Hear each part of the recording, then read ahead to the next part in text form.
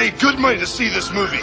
When they go out to a theater, they want cold sodas, hot popcorn, and no monsters in the projection booth. Everyone pretend podcasting isn't boring. Turn it off. Turn it off.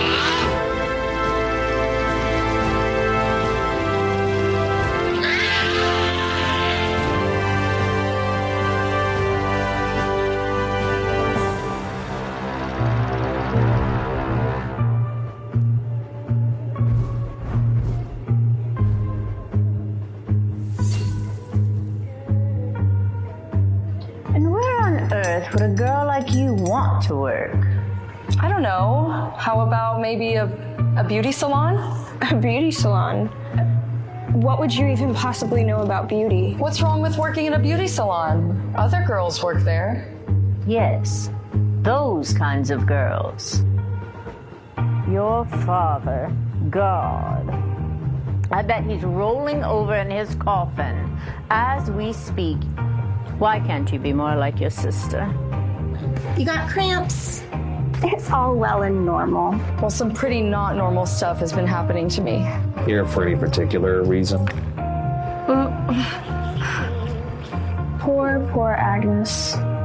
What the hell is happening to me? You gotta help me. I don't know what to do. It's happening again. Them vagina problems, they some fickle bitches.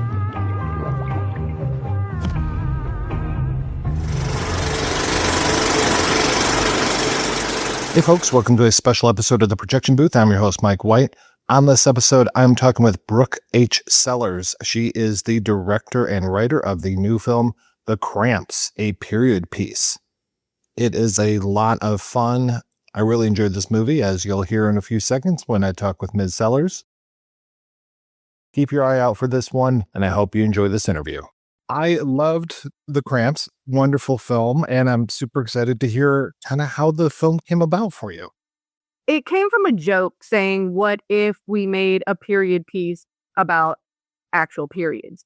And that sparked the true story of my life since I was a teenager until I was 40. And it kind of was a monster that was eating me from the inside and that nobody saw, even doctors. And it kind of like just took over my life. I wanted to put that on screen, like how surreal it was, like living with this pain and not being able to do anything. I couldn't go to college. I couldn't have a real job. I waited tables for 20 years because that's what I could do with this, living with this pain. So I wanted to put how surreal and crazy it was in this monster that nobody could see, but was clearly there, taking over my life.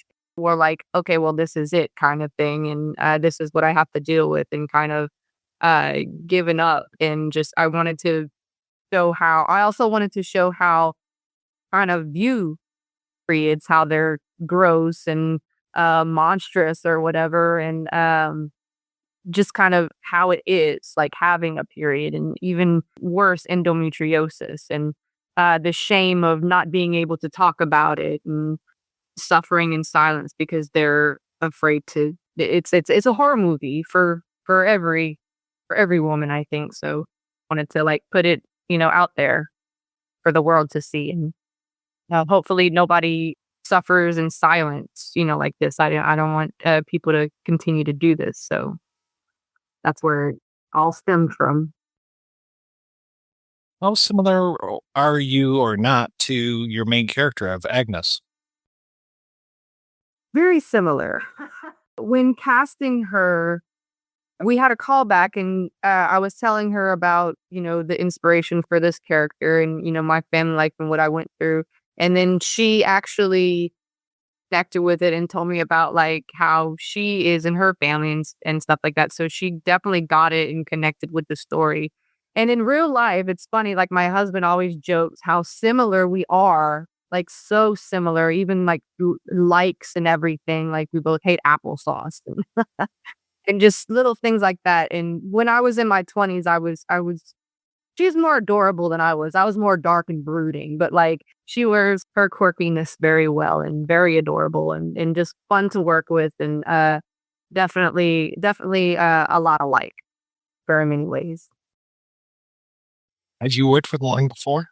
This is her first film, actually. She's never been in a short film, and this is her first. So, and she was really very awesome, especially for her first film. I know you've done a lot of shorts before, and I'm curious, was this always intended like this is going to be a feature, or did you start out thinking it was going to be a short and then it just grew and grew and grew? After I made my film Violet Butterfield Makeup Artist for the Dead, it wasn't until then that I thought me and my team were ready to make a feature. And I had been trying to develop this story for a long time and just couldn't get it quite right in making these short films. So I always knew that if I did this story, it would have to be a feature because there's too much that would go into this story, and even more could have gone.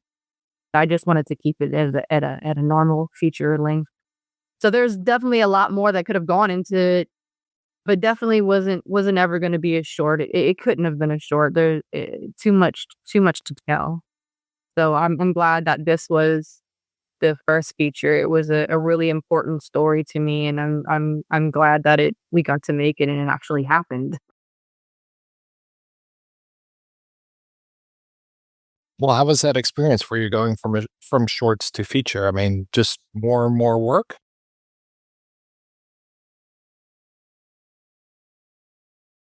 Us being like a very, very, very indie film team and working, small crew, making our feature was very different experience. And we always work with what we have. So like started off with, no funds. We just gathered what we could, our own money from our back pockets, and like most of the costumes and props or some that I already had around. We definitely use what we have, but there was so much more going into a feature film that we hadn't done yet that we had to learn together how to do and like reach out to people for help. How do we do this? Like we just had to fucking figure it out. And we were going to. So there was a lot of people that told us, no, don't do this, don't do that, especially not to shoot on film. There were so many producers, they're like, no, don't do it, don't shoot on film, don't do it, don't do it. And we were like, no, we're going to do it. Like, we're going to do it. It's fine. This is our first time shooting on film because we shot Violet Butterfield on 16 millimeter. And my DP, by Porter, he's so well versed in analog and filmmaking and just like I trust him completely. So if he is confident, I trust him. And so like he was confident, I was confident. We're very nervous about shooting on film, but we were not because like we take care, and I know Levi takes care of what he does and is very passionate about his work, and he would never let anything happen. So as much as people told us, no, no, no, no, don't do it, we still did it. And it worked in our favor. Yeah, it looks fantastic, and the colors just pop right off the screen, especially some of the makeup just really comes through so vividly. Oh, yes. I wanted that bold makeup because these characters are very bold. They're vibrant. So, like, their costumes and their makeup should, like, reveal who they are, too, like, on the outside. Especially, like, the church lady Satanist is one of my favorite characters I developed. Teddy T-Berry. She's just, like, in the church lady outfits, very pastel. And she has these inverted crosses, but she worships the devil, and it's okay. Like, she's just a little sweet Satanist. And I'm so glad to finally get to have that character out into the world. That one was fun. Is Agnes Applewhite, was she inspired by Agnes Appleby, Maker of Men at all?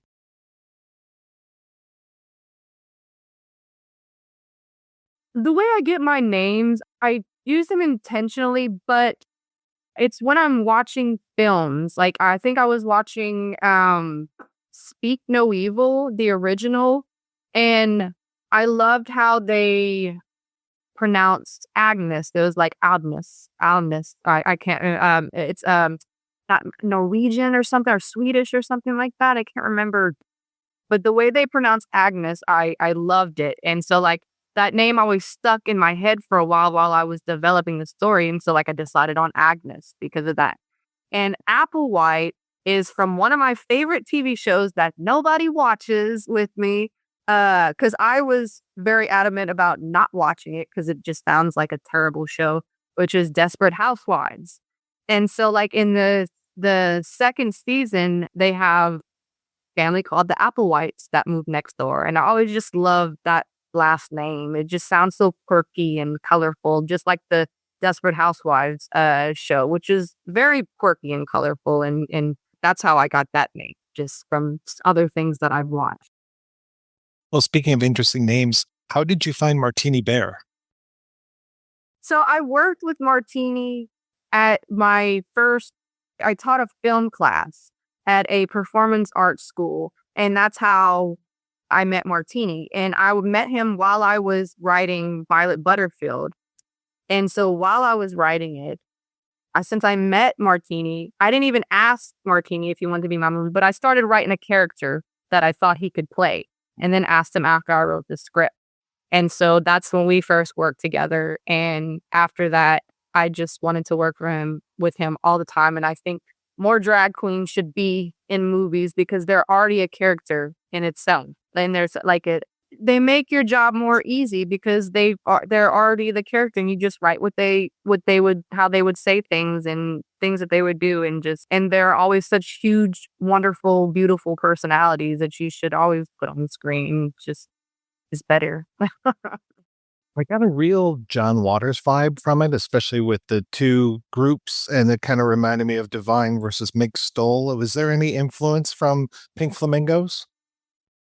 Actually, Female Trouble. Female Trouble was a big inspiration, especially they have the beauty salon and everything. And I love the part where they take the hair back because they wouldn't pay for the wash and set. So the team comes and rips the hair. It's so ridiculous. I love ridiculousness, and like the characters are just so much fun. Like I think it's mixed. The couple that comes into the salon is like based off of Vinyl and Tangerine, or Vinyl and Tangerine is based off that couple that comes into the salon. Well, the wedding dress, and like they remind me so much of them. But Female Trouble was definitely one of the biggest inspirations as far as John Waters. Also, Crybaby. For sure. That was one of my favorites growing up, was Crybaby. Yeah, it's interesting. It seems to live in a space that's kind of the 50s, but not the 50s at the same time. I love that kind of liminal space that it lives in. It's more like ambiguous mid-century, like kind of mostly 1960s with 50s and 70s kind of blended in. So you don't really pinpoint the time period, because I want it to be like this universe all on its own. So you pop culture or anything to date it. It's just like this own kind of universe. And like even the dialogue is a little 1960s, but blended with a little modern. So it's just kind of its own thing kind of. And like, I didn't want any rules about, creating this. I don't like rules. I just want to make this I see, and I saw it as a 1960s kind of mid-century aesthetic, but like Twilight's own world. Is there a good place for people to keep up with the movie online? You can go on Instagram at the Cramps Film. Follow me, Brooke H. Cellars, on Instagram. And then you can see it at Fantastic Fest on September 19th in Austin. Do you have any other festival dates lined up? We're also playing in Film Quest in Provo, Utah. Date is not set, but the festival's October 23rd through November 1st. Brooke, thank you so much for your time. This is so great talking with you. Thanks, Mike.